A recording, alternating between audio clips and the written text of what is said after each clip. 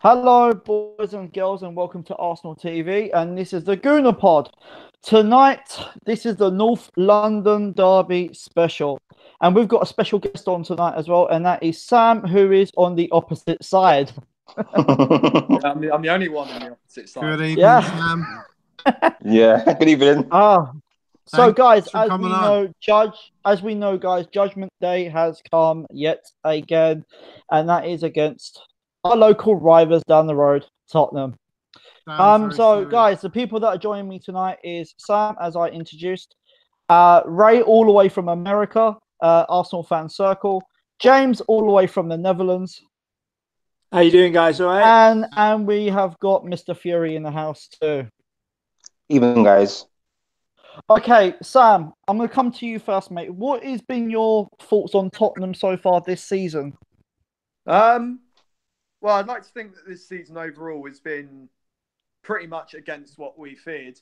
You know, starting the season with no signings and being in top four, going through a lot of injuries. You know, there's been a lot, and we're still going through injuries. And, you know, you look at this, if you look at this like currently, you know, regardless the results, then you would think Tottenham have been punching above their weight, to say the very least. But what, you know, scares me a lot is when this punching above the weight will wear off. And, you know, we've had a weird week, you know, to beat Dortmund with a very limited side and then lose to Burnley and lose to Chelsea. You know, top four's looking in jeopardy. You know, football changes every season. But right now, I'm anxious.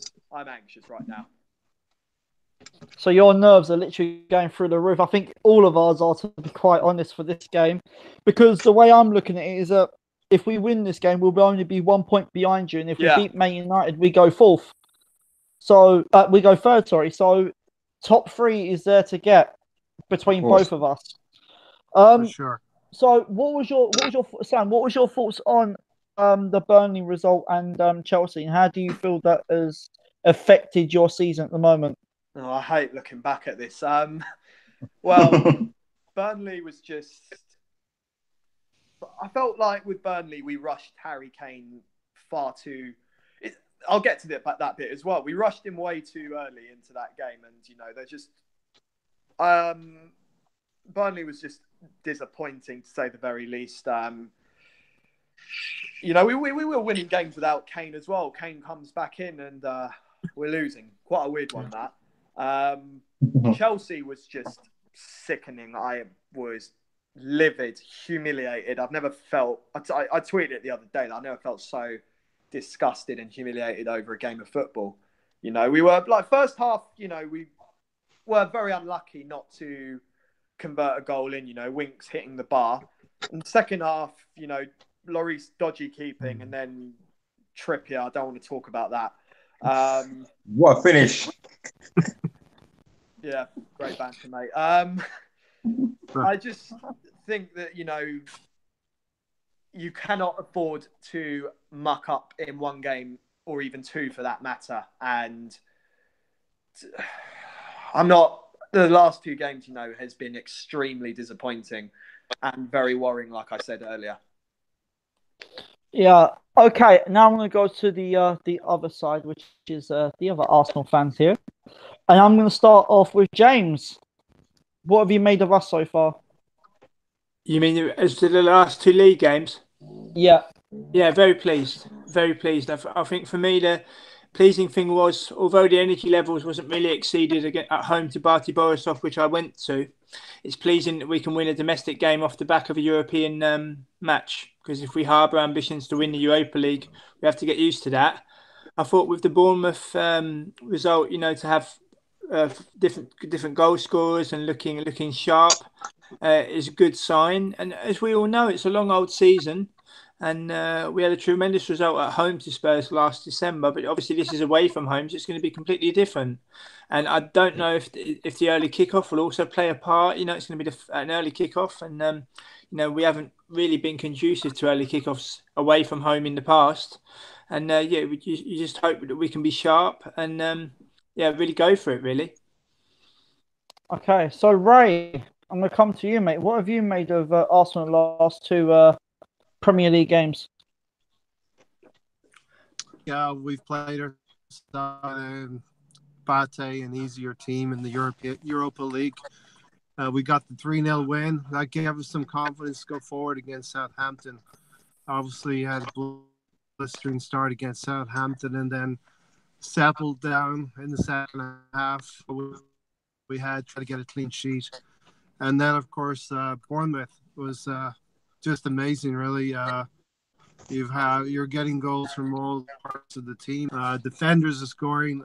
I asked for midfielders to step up, and Ozil and Mkhitaryan, and they're coming. So, as a Tottenham fan, I would be kind of a little bit frightened about what Arsenal are going into right now. But that's, of course, when things can go wrong in a derby and have 50-50. But I'm very happy now. Sam, just going to Ray's comment. Do you feel, as the opposite side, that you are scared of what Arsenal can do in the type of form that you're in right now? Is that what he said? Because he was cutting off, so I couldn't really hear. Yeah, no. Ray said that for Tottenham, that they would imagine of being scared or frightened in the way that we're playing right now. So do you feel that your side would be afraid of us at the moment of the way that we're playing compared to your form in the past 2 games? So obviously, like, the one thing that I can't stand from any football fan is obviously, cockiness. And I'm not going to be cocky what I say, but I do want to point out yes, we may have lost to Burnley, but you played against Bournemouth, who we also beat, 5-0 this season, beat Southampton. Now, you ask me as a Tottenham fan, am I nervous? Well, tell me a Tottenham fan that isn't nervous before North London derby. Of course I'm nervous. And of course I am aware that Arsenal could offer something very sneaky on the game, on the pitch. So, the most important thing is be frightened, but don't be submissive as a team, and be careful and be aware with any traps Arsenal might have to offer. And I'm nervous. I won't lie. But I feel like we could still maybe grab something out of this game. Could even be our first draw of the season. Wouldn't be happy with a draw, but it's better than no points at all. Yeah, because at the moment I've noticed with Tottenham's results, they're either drawing or they're losing. They're winning or they're losing. Yeah, pretty much. So, yeah. Fury, what do you make of our 2 games at the moment and going into the North London derby? I'm very pleased and with the results, and we have great momentum. And I think of the Bate, Bournemouth, and who else have team? I think we'll get a victory on Saturday, 2-1, 3-1. The momentum is with us. Okay, cool. All right, to the Arsenal guys, I'm just going to ask you this question. What is the best route for us to get Champions League next season? Would you take Europa League or top 4? What would you say is the best route? James? Well, from my point of view, I want to win a European trophy for the first time in 25 years. And this tournament represents a great opportunity. I was very young when Arsenal won the Winners' Cup in '94, but I still remember it. And it's one of the greatest nights I've ever had as an Arsenal fan. Even the previous rounds in those days, Standard Liège and Paris Saint-Germain and Odense. And you got to be wary, though, because we've been in this competition last season and we lost to Cologne and we lost to Östersund, and drawing with Sporting last November as well. And I get the feeling that some Arsenal fans think that Rennes is also going to be a walkover, which I completely disagree with. I mean, they put 6 past an excellent Real Betis side, who's won in Barcelona and won at home to Atletico Madrid, so they're no mugs. But I think Europa League would be the best route. And the one point I'd like to make as regards to that, guys, is if we can win a European trophy, this Europa League, our standing in Europe would improve immediately. Because yes, it's very nice to get Champions League football, but if you've got a European title under your belt and you go in to play Champions League, you can maybe achieve more and you get taken more seriously. And I just think it's a great opportunity for Arsenal. And we've got to take each game as it comes, both home and away. But if we play our best team right to the end, we've got a chance to win it. I'm not saying we will, but we've got to take it completely, really, really seriously. Cool. Ray, I'm going to ask you the same question, mate. What do you think is our best route into Champions League next season? Top 4 or Europa? For coming on. I do appreciate you coming on, Sam. And just going back to my last point, the form goes out the window. So it is literally 50-50. But on the point of the Europa League or the league campaign, actually, I will echo James' comments, and it would be nice to win a European League, a Europa League. I do remember when Alan Smith scored that goal back in '94. It was a great moment. But the question was what I believe is the best path in for us into the Champions League, and I believe it is through the league. Did a couple of videos last week about our chances of getting fourth place. And I think we have an opportunity to lose a game and still achieve fourth place. In Europa League, if you lose a game, if you have a bad night, you could be out of the competition. So our best path forward, I think, is fourth place through the league. Okay, Sam, I'm going to come to you. How far do you reckon Tottenham is going to go in the Champions League this season? I guess it really does all depend who we draw. Obviously, we've still got the second leg to play against Dortmund. Would be the biggest ever disappointment if we can't get through that. But I reckon, we can see this second leg out. And I'd say minimum quarterfinals. We'd want to not have a two. It's going to be difficult at this stage, because more teams will be the teams that are left in this competition are the real difficult ones. But I'd like to see us get through the quarterfinals and see Tottenham playing a semi-final Champions League. I'd like to see that. Realistically, though, if we draw to someone like PSG for the quarterfinal, let's say, then I wouldn't feel too optimistic. But Poch's got a real dilemma there. Got to make sure that we, because it's the only competition we're in at the moment. We knocked out by Palace in the FA Cup. We were finals typically against Chelsea in the Carabao Cup. I'd like to say that we would get through to the quarters, hopefully the semis. But I would say minimum quarterfinal, realistically, for Tottenham in the Champions League. Okay, cool. Right, guys, I'm going to now get your thoughts on the North London derby, which is tomorrow. For the people that are watching this in the comments, please make sure you leave your comments below and questions. Then I can ask the panel tonight. Guys, I'm just going to get your thoughts on the North London derby and your predicted score. If you want to do your predicted 11, be my guest. James, I'm going to come to you. What is your thoughts on the North London derby, and what sort of formation and players would you go with for this game? I'd look at 4-2-3-1 and see if we can cause some damage with that. But it's always, it's the biggest game of the season. At home, away, Tottenham is always the first fixture you look for when the fixtures come out. It's always a special day, always a nervous day. And I just think because it's away from home, and we haven't been great away from home, losing to West Ham and Southampton, and not really having our day away from home, and with it being an early kickoff as well, you wonder how sharp the players are going to be. And West Ham away was also an early kickoff back in January, I believe. My prediction is a 1-1 draw tomorrow. I think it'll be a tense affair. Naturally, it's a very, very important game. As I say, the most important game of the season in some respects. But I've also got one eye on Thursday and energy levels and things like that, because we've got a very, very difficult away game on Thursday. And you wonder tactically if Emery's gonna judge things with substitutions and things like that. So I think coupled with the early kickoff and especially being away from home, my prediction is 1-1 tomorrow. Mr. Fury, what's your thoughts on the North London derby tomorrow, and what would your predicted lineup would be?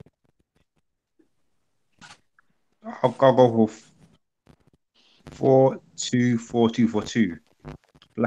I'm a front together. So would you not consider putting Aubameyang on the bench just in case if we need him, say if Tottenham are winning and we're chasing for a goal? I think to go all out. Okay, what's your score for the Tottenham game? I think win 2-1 or 3-1. Okay, Ray. Yeah, mate. What's your thoughts on North London derby? Very, very tight game. It's going to be a very physical game. Both teams are going to be scrapping for the points. And I would go for a 2-2 draw in the end. But I think it can go either way. Usually a lot of goals in North London derby. As the game will pick up pace.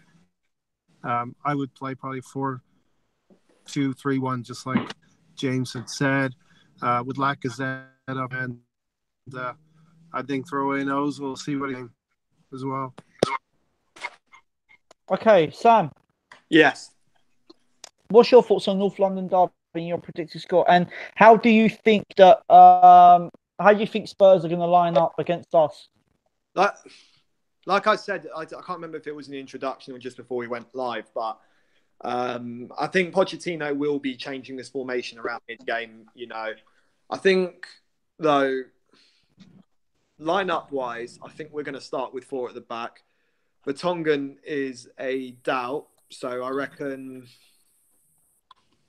Lloris as well. A couple of people were saying Gazzaniga should start first, our second keeper, but I'll go with. I'm going to go with Lloris. I don't want Trippier, so might have to say Aurier. I'll put a question mark on Aurier. Davinson Sanchez, Toby Alderweireld. I hope Danny Rose is back fit, and if so, then put him in.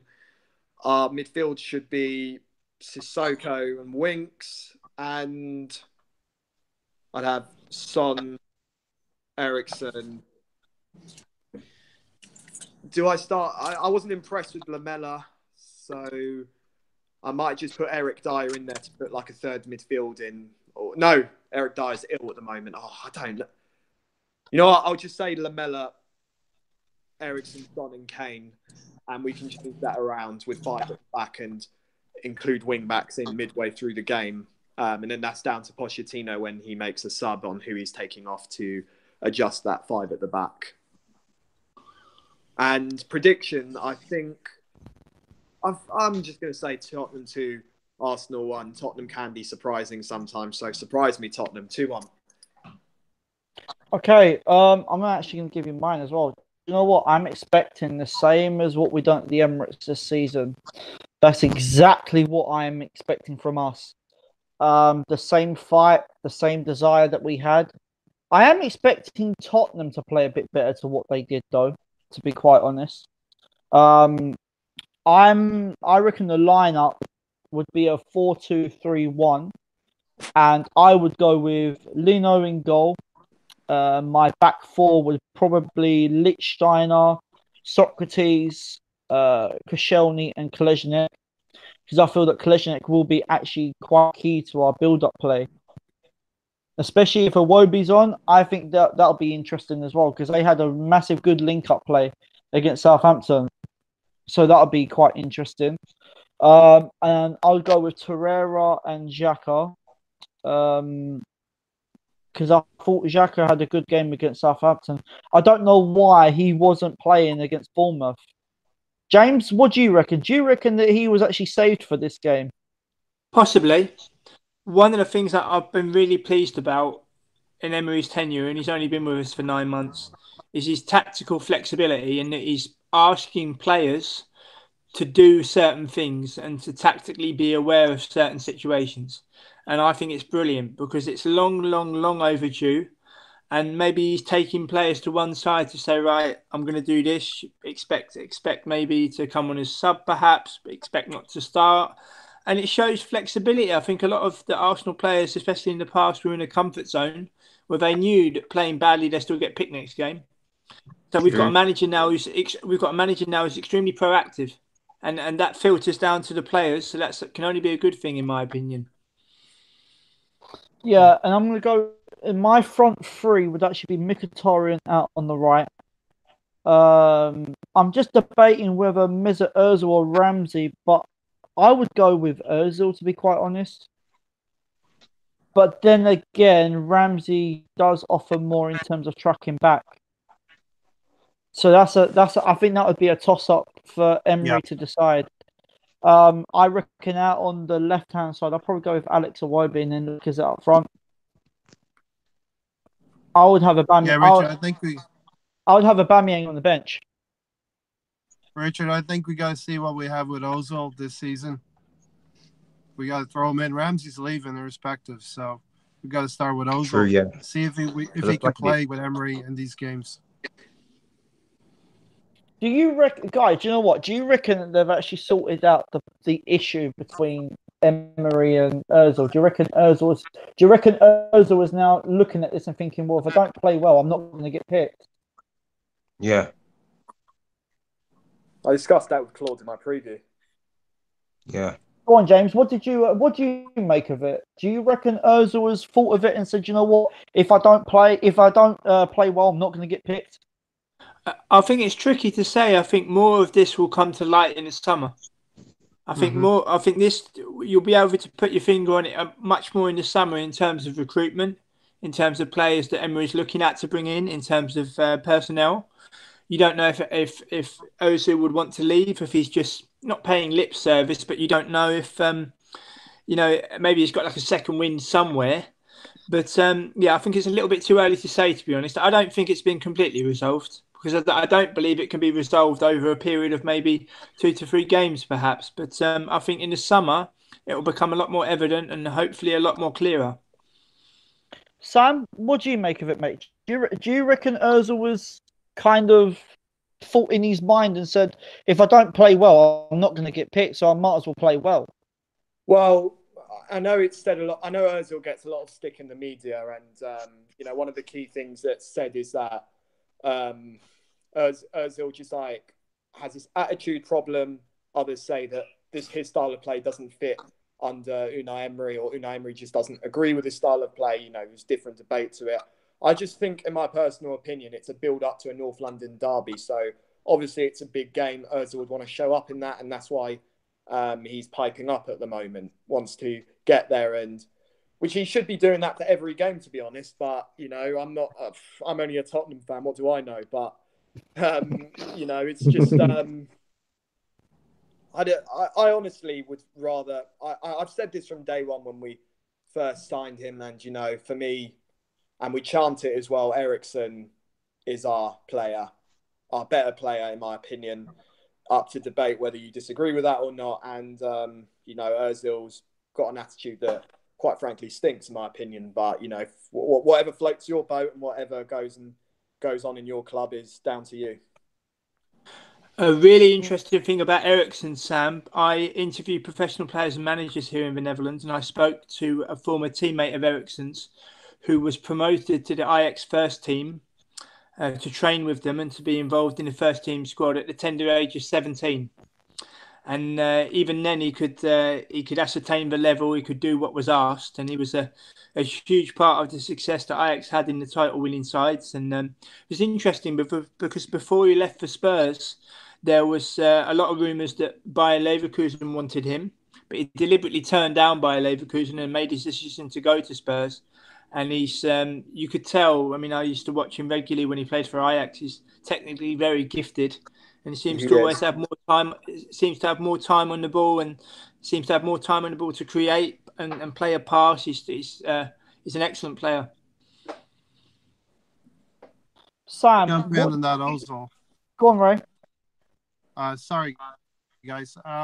Some basically had a run of games where Emery felt that he could introduce Ozil, and basically Emery, I think, is looking at it from a media point of view and saying if he doesn't introduce Ozil at some point here, he's on hiding to nothing if you don't play him, because basically the Ozil situation splits the fan base exactly 50-50. We have a huge amount of fans all over the world that follow Ozil in particular. and we have roughly 50% of the fan base that is following the manager.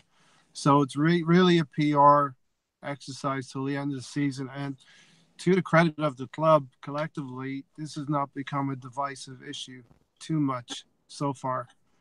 So we're limping along till we get to the end of the season, till we get to the summertime. And Ozil can say that he played a part in getting us to the Champions League if in fact that happens. And Emery can say the same thing as well. But yeah, we don't know what's going on. We'll find out in the summer much more, but we're limping along till the summertime. That's my take on it. James, do you agree with that? No, I think Ray makes some great points, and I think it's also it's a sensible point as well, and I think it's quite an obvious point as well. You know, we're dealing with professional players and a proactive manager, and I don't believe Emery is going to cut his nose off to spite his face. You know, we've got to be aware of there's going to be a lot of outgoings in the summer, particularly. So it's about who we identify coming in, and then it will give you an idea as to the path that Emery wants to go down. Because I believe that Emery is signed for 2 seasons. No, his first season it goes by in the blink of an eye. We're already in March, and so obviously going into his second season, he's going to want to make as good an impression to hopefully get an extension. Sam, what have you made of Pochettino at Tottenham so far? And when do you reckon your first trophy is going to come in under him? Yeah, so I'd like to say to you, mate, although I'd like to know the answer to that question. Right. So I'm honestly really pleased with what Pochettino has had to work through, because he has been given a huge mess by our chairman, who is quite frankly very uptight with everything when it comes to transfers and is more focused on a stadium. So Pochettino has done really well to get a grip on the starting 11, get a grip on the club in general. And, you know, I don't think you'd ever see that with any manager who would stick by and actually be there to cover up the mess that Levy's made and actually build it into something quite good. You know, it's a very, you know, there's a lot of strong fight in that team, even though people may not agree with that, because the fact of the matter is that we have pretty much lost players and have not replaced, like Dembele, for example. We put Kevin Nkudu, that's it. We put Nkudu on loan and, you know, no replacements. And Pochettino has done incredibly well to get that team still in top 4 presently. Obviously, I am quite annoyed that, Chelsea is just another thing because, yes, I was annoyed at that but end of the day, we were without so many key players and Chelsea only beat us by the skin of their teeth through penalties.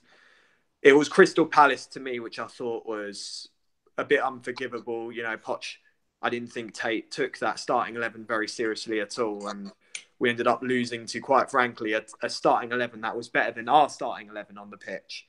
But overall, I am happy with Pochettino and, you know, I hope he can carry on doing his thing and I'd love to see him bring a trophy to Tottenham. Okay, guys, for the people that are in the comments, if you do have any comments, make sure you leave them down, and I will make sure that I put everybody's links in the description below. One thing that on everyone's mind at the minute is Liverpool and Man City. Who do you honestly think is going to win the league? Messi. Sam? I said at the start of the season Liverpool would, but now that City are actually pretty close to Liverpool, I'd say Man City, because Liverpool are just that team whose best form of defence is attack. And I think there'll be a time where they will be exposed very soon. I hope so anyway, because I don't want Liverpool winning the league. So I'm going to City. James? I think Man City will win it. I think with the depth of squad and also remaining fixtures as well. Liverpool go away to Fulham. Liverpool go away to Cardiff. You know, these are teams that are scrapping for their lives. and they'll give everything to stay in the Premier League. Okay, it looks like a bit of a lost cause for Fulham at the moment, but Cardiff in particular, I think they will stay up. And so I just think with the depth of squad and the power and the energy that Man City have got, I think Man City will win it. But I don't think it'll be. I don't think they'll run away with it. I think both for league title and relegation will go possibly to the final day, perhaps maybe. But I just think with the depth of squad and the power and the energy some of those players have got, like Leroy Sané, for example, and the guy with David Silva and the world-class nature of Aguero, these are match winners. And that will be the difference in the end. Ray, what do you reckon, mate? Do you reckon it'll be Man City or Liverpool? Yeah, I do think Man City, and I said this way back in December when they were going through a rough patch. I just think the weight of expectation up in Merseyside is too much. They'll transmit to the team, and we're starting to see a wobble here and there. It's not easy to, when you come in, when you have a window to win something, it's not easy as a team to push through and win something. And that's what these teams are trying to do. They're in their third season, fourth season. They've got to try and push through and win that trophy. But the support up there in Merseyside can be great, but it can also be a very heavy weight on the shoulders of the players. And they've waited a long time for a league title. And I just think City have been there, done that recently, and they're going to do it again this year. God, do you know what, guys? You really want my honest opinion? I reckon Liverpool might snatch it on the last day, Oh, now there's a prediction. Yeah, I've just got that feeling. I've just got that feeling that Liverpool might just snatch it on the last day. They're head and shoulders again ahead of the rest of the chasing pack, so it could go neck and neck till the end. Yeah, Sam, I'm actually going to get where do you reckon Tottenham's going to end at the end of the season? It's very hard to say, to be honest. I just like to think that this current form we're in is a bad phase, and we finish third or fourth. I still think we can remain in top four. I'm going to say third because I honestly think tomorrow means a lot to the players to defend it, and I'm going to go with that and just say third. Would you be happy with a draw tomorrow? If you don't necessarily get the win. In the sense of not losing to Arsenal, and we've already beaten you this season in the Carabao Cup, I could live with it. But if it still provides a passageway for Chelsea and United to get closer to top four, then no, I wouldn't be happy with a draw. It's a win or it's do or die for this game. Okay, cool. All right, guys. I'm going to leave it there for tonight's show. Cool, keep having me on. Yes, you're always welcome anytime, Sam, whenever we play Tottenham. First time on, Richard. Thanks so much for having me on, inviting You're me welcome. On. No worries. Thanks to Sam, James, and DJ Fury. Yeah. Great James, to speak to as you all. always. Great speaking to you all, guys. Yeah. Thanks, Sam. Take it easy, fellas. So guys, you've been watching Arsenal TV. I will leave all the links in the description below to everyone. And let's see what the game is going to be tomorrow. Is it going to be do or die for Tottenham? Or is Arsenal going to nick third spot?